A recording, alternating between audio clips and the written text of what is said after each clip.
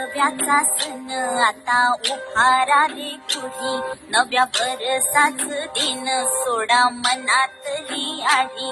गेलं साली गेली आढी, आता पाडवा पाडवा तुम्ही येरा परी लोभ वाढवा वाढवा. गुढी पाडव्याचा सण आता उभारा रे गुढी, नव्या वरसाच दिन सोडा मनातली आढी.